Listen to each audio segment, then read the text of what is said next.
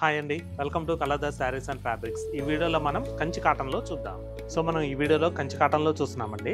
Sari colour combination వచ్చేసరికి కలనేత మిక్స్లో వస్తుంది. ఒక లైన్ మొత్తం కూడా మనకి మ్యాంగో బుట్ట వచ్చేసరికి క్రీమ్ కలర్లో వస్తుందండి. ఒక బుట్ట వచ్చేసరికి మనకి రెడ్ కలర్ కాంబినేషన్లో వస్తుంది. ఇలాగ 2 డిఫరెంట్ కలర్ కాంబినేషన్స్లో మనకి శారీ బుట్ట అనేది తీసుకోవడం జరిగింది.